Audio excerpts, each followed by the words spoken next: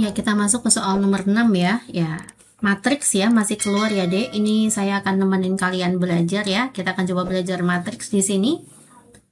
Diketahui matriks A adalah 5 min 2 min 3 1. Jika A inverse adalah inverse dari matriks A dan A transpose adalah transpose dari matriks A, maka determinan matriks B yang memenuhi AB sama dengan A inverse ditambah dengan A transpose. Oke, A inverse. Saya akan mencari A inverse terlebih dahulu.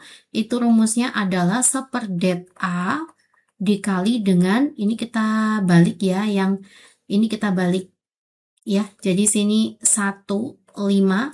Ini nggak usah kita balik, tapi kali negatif, maka jadi 2, 3. Ya, kita akan mencari determinannya langsung ya. Rumus determinan itu adalah perkalian diagonal utama dikurangi diagonal samping. 1 kali 5 adalah 5 dikurangi min 2 kalikan min 3 itu adalah 6. Ya, berarti di sini negatif 1 dikali 1, 2, 3, 5. Ya, maka nanti negatif 1, negatif 2, negatif 3, negatif 5. Inilah inverse-nya. Kita buat di sini ya. Negatif 1, negatif 2, negatif 3, negatif 5 ditambah dengan A transpose. Kalau A transpose nanti baris jadi kolom ya. Baris ke 1 jadi kolom ke 1. Maka 5 min 3 baris kedua jadi kolom kedua. Kayak gini ya. Oke. Ini kita jumlahkan dulu. Min 1 tambah 5 itu 4. Min 3 tambah min 2 itu min 5. Min 2 tambah min 3 itu min 5. Min 5 tambah 1 itu min 4. Nah, di sini ada A, B. Nah, ditanya adalah determinan ya. Ditanya tuh determinan B. Kita kedua ruas dibuat determinan saja. Maka nanti determinan A dot B sama dengan determinan dari 4 min 5 min 5 min 4. Ya, kalau kita punya det A dot B itu boleh kita lepas menjadi det A dikali dengan det B. Nah, ini determinannya berapa? Kita kalikan dulu ya. Kalikan diagonal utamanya 4 kalikan min 4 itu min 16 dikurangi min 5 dikalikan min 5 itu 25 ya. Saya kurangi dengan 25. Det A-nya berapa? Determinan A tadi udah ada ya, ini ya. 5 dikurangi 6 ya. Ini ya, maka det A itu adalah min 1 dikali dengan det B sama dengan berapa nih? Min ini 11, 3, 4, min 41. Kita dapat determinan B-nya adalah negatif 41 dibagi negatif 1. Determinan B-nya adalah 41. Ya, determinan pada matriks ini masuk ke matematika wajib. Ya, semangat ya, pasti bisa. Tentang determinan kalian pelajari lebih jauh ya. Tentang matriks pelajari lebih jauh untuk soal-soalnya. Nah, selanjutnya itu ada baris aritmatika dan baris geometri. Kalian pelajari jauh ya tentang materi ini. Karena soalnya tuh pasti beda-beda ya setiap anak ya. Kita akan coba kerjakan soal berikut. Suku tengah deret aritmatika. Nah, ini soal baris aritmatika. Suku tengah itu berarti UT ya. UT-nya adalah 34. Jika suku pertama itu U1, U1-nya 4, suku keempatnya itu adalah 22, maka jumlah semua suku ditanya SN. Oke ya dek, saya akan cari dari UT terlebih dahulu. Rumus UT itu adalah U1 ditambah dengan U akhir, kita bagi dengan 2. UT-nya 34, 34 dikali dengan 2 sama dengan U1-nya 4, UN-nya tidak tahu. 34 kalikan 2 itu berapa? 68 ya, sama dengan 4 ditambah dengan UN. Kita dapat UN-nya 68 kurangi 4 itu 64. Nah, dari UN kita punya rumus untuk baris aritmatika A plus N min 1 kali B. UN-nya itu 64, suku pertamanya itu 4, N min 1, B-nya berapa nih? Kita cari B dulu ya, dari mana? Dari U4. Apa rumusnya U4? Rumus U4 itu adalah A plus 3B. U4-nya itu 22, suku pertamanya 4, ditambah dengan 3B. Maka nanti 3B, 22 dikurangi 4 itu 18. Kita dapat B-nya 6. Ya, kita masukkan di sini dikali 6. 64 dikurangi 4 itu adalah 60. 60 saya bagi dengan 6. Nah, sini masih bersisa N-1. Maka nanti N-nya adalah 10 ditambah 1. Maka N-nya 11 ya. Jadi kita dapat nih ada 11 suku. Ditanya jumlah semua suku. Ya, berarti dengan kata lain kita cari S11. Rumus Sn itu adalah N per 2, 2A plus N-1 kali B. Nah, berarti S11 sama dengan 11 per 2, 2A ditambah dengan 10B. B-nya itu 6, ya. Maka 11 per 2, ini A-nya kita masukkan angkanya ya. 2 dikali dengan A-nya itu berapa tadi? A-nya 4 ya. A-nya 4. Ya, 2 kali 4, 8, 10 kali 6 itu 60. Maka nanti 11 per 2 dikali 68. 11 dikali 68 bagi 2, 34. Berapa nih? Belakangnya 4 ya. Yang belakangnya 4 banyak. Jawabannya adalah 374. Ya, jawabannya B. Oke, paham ya? Kita lanjut ke soal nomor 8. Limit ya, Dek. Limit tuh keluar. Nanti limit apapun bentuknya kalian wajib tahu. Sebenarnya kalau limit, langkah pertama itu kalian menggunakan metode substitusi. Kalau substitusi, asalkan hasilnya jangan 0 per 0. Kalau 0 per 0 itu tidak memenuhi. Nah, saya akan coba masukkan X-nya 0, X-nya 1 ya. Berarti ini 1, 2 kalikan 1 itu adalah 2, dikurangi 3, ditambah 1, pangkat 3 per 2. Nah, ini berarti kan 1, 2 kurangi 3 itu min 1 tambah 1, 0. Udah ya, 1 kalikan 0, 0 ya nanti ya, Dek. Nah, ini berarti 0 dikurangi 1 itu min 1. Ini 1 kurangi 1, 0. Nah, ini hasilnya 0 per 0. Maka tidak bisa menggunakan metode substitusi. Maka kita pakai metode lain. Biasanya kalian pakai apa? Misalkan mau pakai L'Hospital, Mbak, boleh. Metode turunan ya. Tapi kalau metode turunan, kita pakai metode turunan ya. Berarti atas diturunin, bawah diturunin. Tapi nanti ini bentuknya U.V loh, pusing. Kalau metode turunan, kalau U.V kan bentuknya U aksen V ditambah dengan UV aksen. Ribet ya. Nah, coba kalau jangan pakai metode turunan, kita jabarkan aja ya. Kita coba akan jabarkan. Ini ada limit X mendekati 1, di sini ada X. Ini kan 3 per 2, itu artinya 1,5 ya.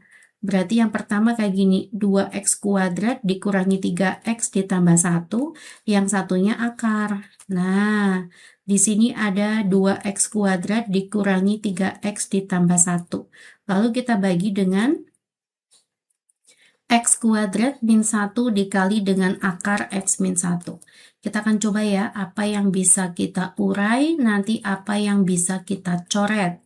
Di sini ada X, coba kita akan faktorkan. 2X, maka ini X, lalu ini 1, ini 1. Biar kita jumlah ketemunya min 3X. Maka nanti sini min sama min ya. Min 2X tambah min 1X itu min 3X. Kita kali dengan akar 2X min 1 dikali dengan akar X min 1. Ya, itu penjabaran dari akar ini. Ya, kan kita udah bisa faktorisasi ya, yaitu ini. Maka nanti tinggal kita bagi dengan X kuadrat min 1, itu artinya X plus 1 dikali dengan X min 1 akar X min 1. Nah, ada yang bisa kita coret atau belum? Ada ya, ada yang udah kita bisa coret. Sebentar, saya buangin birunya dulu. Mana yang boleh kita coret? Ini akar X min 1 boleh kita coret, X min 1 juga boleh kita coret. Ada lagi? Belum ada ya? Nah, karena udah ada yang bisa kita coret, kita akan coba menggunakan metode substitusi. Baru kita substitusi X-nya 1. Ya, kapan kita boleh mencoret? Kapan kita boleh substitusi X-nya mendekati 1? Kalau udah ada yang bisa kita coret. Ya, kita substitusikan 1, 2 kalikan 1, otomatis 2, 2 kurangi 1, dikali dengan akar, 2 kalikan 1 itu 2, 2 kurangi 1 ya ini 1. Lalu kita bagi dengan yang di bawah, X ditambah 1, 1 tambah 1. Ya ini maka 1, 2 kurangi 1 ya 1 ya, akar 1 itu 1, 1 ditambah 1, 2, maka jawabannya 1/2, ada nggak? Ada ya jawabannya C, pasti bisa. Kita lanjut ya ke soal nomor 9. Ya, kita masuk ke tipe soal komposisi fungsi ya. Nanti ada FOG, GOF, atau inverse kuasai kembali ya. Nah, di sini saya punya ada fx plus 2 sama dengan x plus 1 per x min 2. Gx sama dengan x plus 1. Maka semua nilai y sama dengan FOGX yang mungkin untuk x lebih besar sama dengan 6 ya. Berarti Y itu mintanya fungsi FOGX. Itu artinya FGX. Nah, berarti kan F, GX-nya mana? GX-nya adalah X plus 1. Nah, ini belum dalam bentuk Fx, tapi masih Fx plus 2. Saya buat kayak gini ya. Fx plus 2 sama dengan x plus 1 dibagi dengan x min 2. Saya buat menjadi fx, nggak boleh x plus 2. Saya buat menjadi fx, maka nanti x plus 2 kita inversekan. Maka nanti x sama dengan y min 2, inilah nilai dari fx ya. Maka nanti fx sama dengan x yang di sini, kita substitusi dengan hasil ini. Ya. Tapi y-nya saya ganti jadi x kembali. Maka x min 2 ditambah 1, kita bagi dengan x min 2 dikurangi 2. Maka kita dapat fx sama dengan x min 1 dibagi x min 4. Paham ya? Nah, mintanya adalah fx plus 1. Maka nanti x yang ini dimasukkan ini. Oke, maka kita dapat X plus 1 min 1 dibagi dengan X plus 1 min 4. Ya, kita dapat Y-nya X per X min 3. Ini adalah fungsi Y. Nah, yang ditanya nilai Y pada saat X-nya lebih besar sama dengan 6. Kita masukkan ya pada saat X-nya 6. Maka Y sama dengan 6 dibagi 6 kurangi 3. Maka 6 dibagi dengan 3 itu 2. Misalkan saya masukkan X-nya itu 8 lah ya. Maka Y sama dengan 8 dibagi, 8 kurangi 3 jelek ya. 7. Kita akan coba 7 juga nggak oke ya. Coba nggak apa-apa ya, kita masukkan 7. 7 dibagi dengan 7 kurangi 3 itu 4. 7/4 ya, 1 koma. Coba kita masukkan X-nya 8, Y sama dengan 8 dibagi 8 kurangi 3 itu 5. 8 bagi 5 itu 1 koma juga ya. Kita coba lagi ya, kita masukkan X-nya 9, Y sama dengan 9 dibagi 9 kurangi 3 itu 6. Ini 1 koma juga ya. Tapi untuk Y itu tidak mungkin negatif. Karena tuh X-nya lebih besar dari 6 dan ini kan 6 kurangi 3 itu aja positif ya. Jadi kalau lebih dari 6 otomatis nggak mungkin negatif.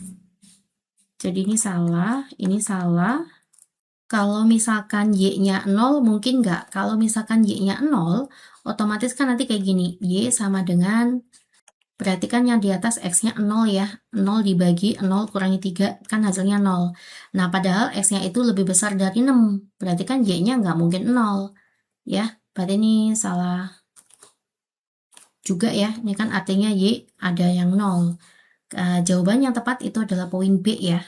Y-nya lebih besar dari 1 tetapi kurang dari sama dengan 2. Oke, kita lanjut ya ke soal nomor 10.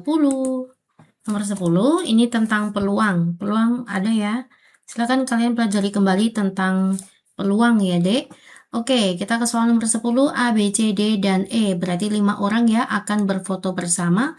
Peluang A dan B selalu berdampingan dan E selalu berada di ujung kanan. 1, 2, 3, 4, 5. E selalu di sini. Berarti tinggal berebut 4 posisi ya, yaitu siapa yang berebut A, B, C, D. Nah, tetapi A dan B selalu berdampingan. Maka artinya A sama B itu tidak terpisahkan ya, maka saya anggap dia adalah satu anggota. Berarti anggotanya tinggal 1, 2, 3 ya, tinggal 3 anggota, maka nanti 3 faktorial dikali 2 faktorial, karena bisa AB, bisa BA gitu ya. 3 faktorial itu adalah 6, 2 faktorial itu 2, 6 kalikan 2 itu 12. Ya, ini adalah NA-nya. Lalu ensemble-nya berapa, Mbak? Ensemble-nya itu maka tanpa syarat. Ada 5 orang duduk foto gitu ya, maka artinya 5 faktorial. 5, 4, 3, 2, 1 ya. 5 kalikan 4, 20, 3 kalikan 2 itu 6, 120. Maka nanti peluang A itu rumusnya adalah NA dibagi dengan N sampel. 1/10 ya. Oke, terima kasih perhatiannya.